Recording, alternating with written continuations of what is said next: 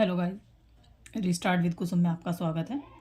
और आज हम पढ़ने वाले हैं पॉलिटी। और पॉलिटी में टॉपिक है हमारा अनुसूचियाँ, शेड्यूल्स।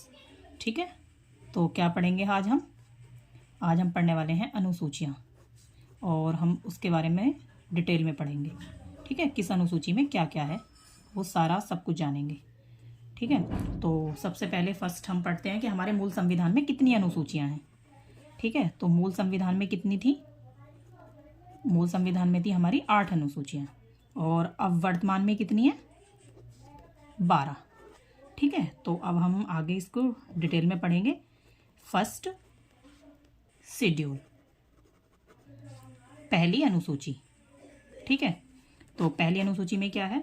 भारत का संघ क्षेत्र, राज्य क्षेत्र तथा सीमाएं। तो बच्चों क्या है इसमें? भारत का संघ क्षेत्र, यूनियन एरिया। ठीक है, स्टेट और सीमाएं। और फिर आती है हमारी सेकंड शेड्यूल्स में क्या है? सेकंड शेड्यूल में है वेतन तथा भत्ते। ठीक है, और हाँ, इसमें मेन और मोस्ट इम्पोर्टेंट बात है कि जो भारत के सभी जो पद होते हैं ना, उनकी सैलरी को कौन डिसाइड करता है बच्चों? उसको डिसाइड करती है संसद। ठीक है, ये बात भी आपको याद रखनी है। फिर आती है हमारी तीसरी अनुसूची, थर्ड शेड्यूल। ठीक है, थर्ड शेड्यूल में क्या है? थर्ड शेड्यूल में है शपथ ग्रहण। शपथ ग्रहण, शपथ कितने प्रकार की होती है? कितने प्रकार की दिलाते हैं? शपथ होती है बच्चों 2 प्रकार की। पद की शपथ दिलाई जाती है और एक दिलाई जाती है गोपनीयता की। ठीक है, ये भी हमें याद रखनी है। और फिर अब हम आते हैं शेड्यूल नंबर 4। ठीक है, 4th शेड्यूल है। इसमें क्या है? चौथी अनुसूची। इस चौथी अनुसूची में क्या है बच्चों? राज्यसभा में सीटों का बंटवारा। राज्यसभा में सीटों का बंटवारा। ठीक है, कि मतलब बंटवारा कि जब एक नया राज्य बनता है तो तब कौन कौन सी अनुसूचियां प्रभावित होती हैं बच्चों? इसमें आती है फर्स्ट और फोर्थ। जो मतलब एक नए राज्य का गठन होता है, जो न्यू राज्य जो बनाते हैं, तो उसमें फर्स्ट और फोर्थ जो सूचियां हैं वो प्रभावित होती हैं। ये भी हमें याद रखना है। ठीक है, फिर आती है 5th अनुसूची, 5th शेड्यूल्स। तो 5th शेड्यूल में क्या आता है? 5th शेड्यूल में आता है SC/ST क्षेत्रों का प्रशासन। जो अनुसूचित क्षेत्र तथा अनुसूचित जनजाति क्षेत्र हैं, उनके प्रशासन के बारे में बात कही गई है।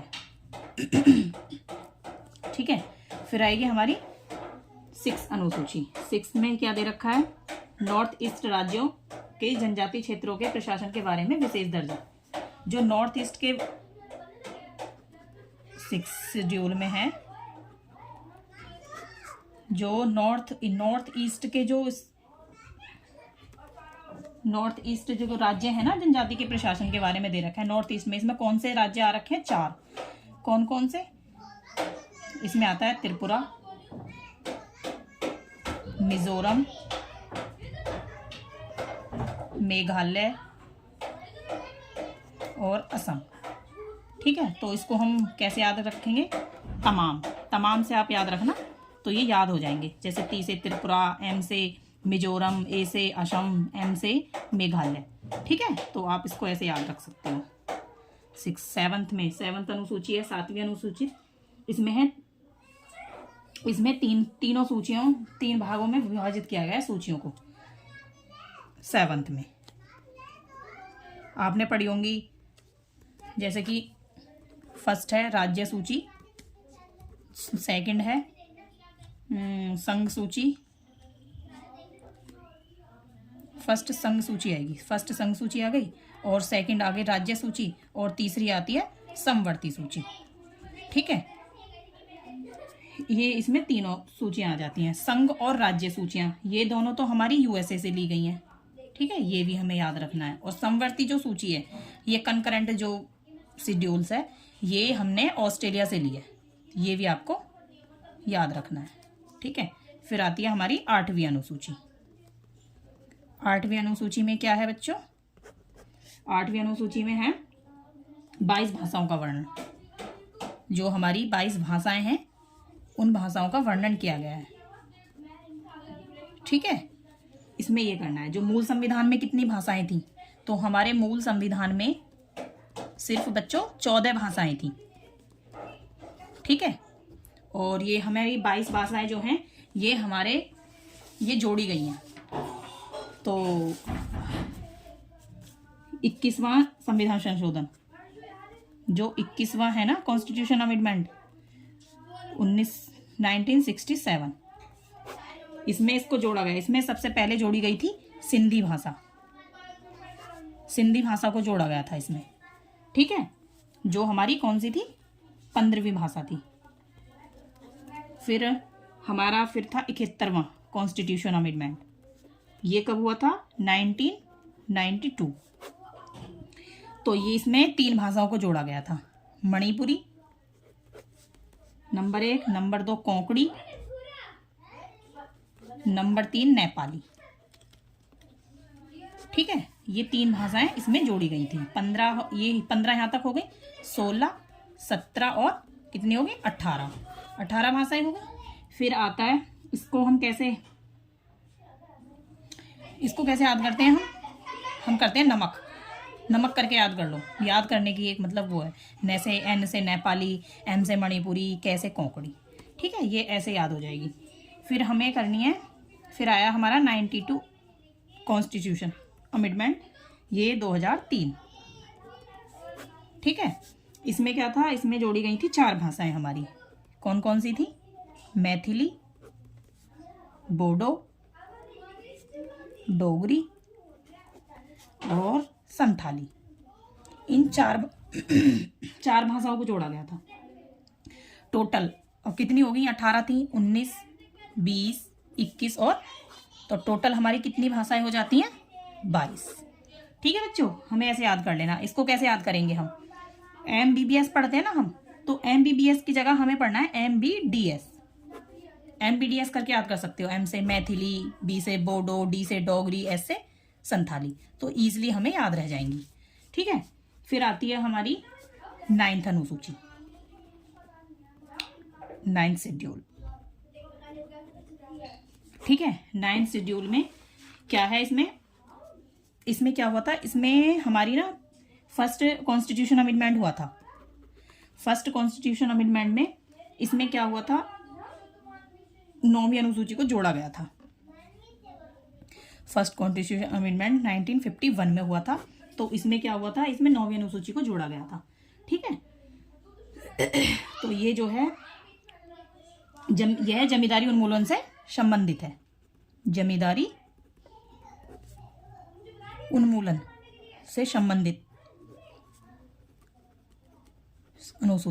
ये अनुसूची है, ठीक है। ये हमें याद रख लेना है। और मतलब कि थोड़ा बहुत याद के लिए हमें कर लेना है कि 1951 में जो विनोबा भावे थे, उन्होंने भूदान आंदोलन चलाया था। तो यह आंदोलन महात्मा गांधी की ट्रस्टशिप पर आधारित था।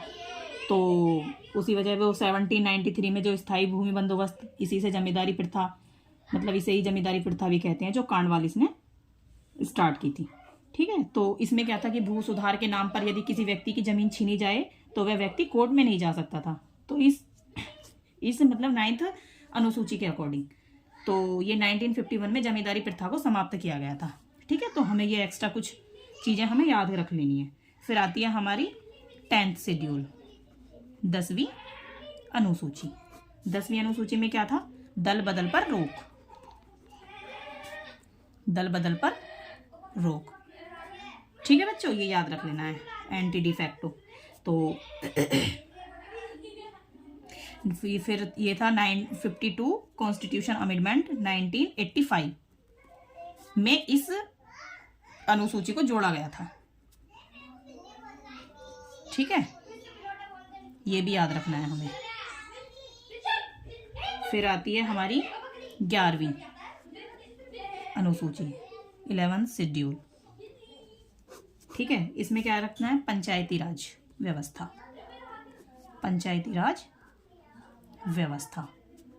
और हमें इसी के साथ साथ ये भी याद रखना है कि 73 कॉन्स्टिट्यूशन अमेंडमेंट कब आया था? 1993 में आया था, इसमें ये जोड़ी गई थी।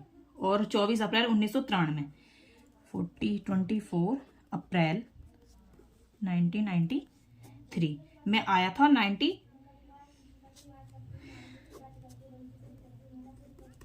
ये कॉन्स्टिट्यूशन अमेंडमेंट जो था ये आया था, ठीक है। जो ये 73 कॉन्स्टिट्यूशन अमेंडमेंट है ना, तो ये पंचायती राज से ही संबंधित है, इसे भी याद रख लेना है, ठीक है। जो ये हमारी पंचायती राज होती है ना, ये हमें ये 29 टाइप्स के वो लगाती है टैक्स, ठीक है, ये भी याद कर लेना है। फिर आती है हमारी लास्ट अनुसूची 12वीं अनुसूची है, 12वीं शेड्यूल्स, 12th शेड्यूल्स है हमारा। इसमें क्या है? इसमें दे रखा है नगर पालिका, ठीक है, नगर पालिका के बारे में है। इसमें क्या है? ये 74 कॉन्स्टिट्यूशन अमेंडमेंट है, जो 1993 में ये भी इसके द्वारा जोड़ी गई थी, ये अनुसूची। तो हमें ये भी याद कर लेना। और इसमें है ये 18 तरह के जो है टैक्स लगाती है, ठीक है। तो ठीक है बच्चों, अगर आपको वीडियो अच्छी लगे तो लाइक करना, शेयर करना और कमेंट करना, ज़्यादा से ज़्यादा हो सके तो शेयर करना। Thank you.